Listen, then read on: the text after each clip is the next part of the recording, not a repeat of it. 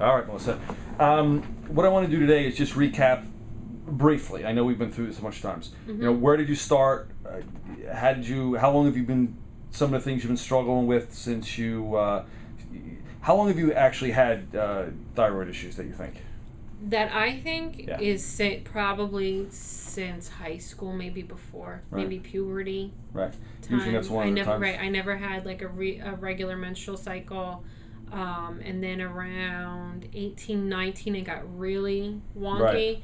But the weight issue I've always had. Right. And it would be extremes. Like I would be able to lose, and then it would be an extreme gain, like 30 pounds here. And then the couple years ago, it was an 80-pound gain. Swing. Yeah. So when were you officially, quote unquote, diagnosed with thyroid issues? About 2.5 years ago, I think. All right. Yeah, 2.5. And was there a reason why you found that out? I went to a new gynecologist because my husband and I have been struggling to get pregnant for 6 years now, almost.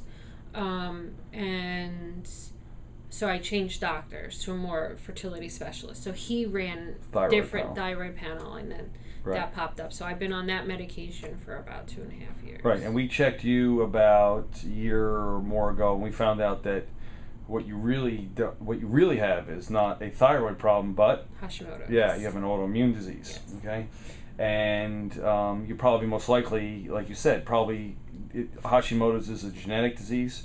It probably got turned on, you said, around puberty. That's one of the times we see very commonly it gets turned on. And so tell a little briefly what you've done to date in terms of to try and manage this, in terms of medications and other types of things.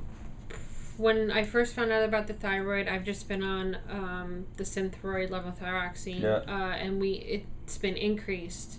It had to be gradually increased, and I'm at a pretty high dose. Right. Any changes? I mean, when you were on that stuff, doing no, none that. Any weight loss? No, nothing. Maybe 5 energy pounds, levels? But that was energy levels didn't change.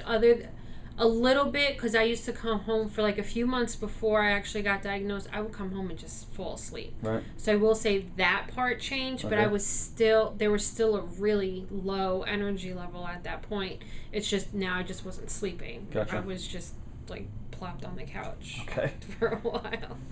Yeah. So. And how long have we been working here together?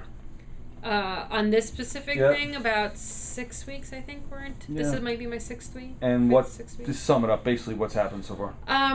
Definite change in the energy levels. I feel... Which you didn't see with the medication? No, not at all. This is a completely different feeling to me. Almost, I think part of the weight loss, I feel lighter, but I feel lighter mentally.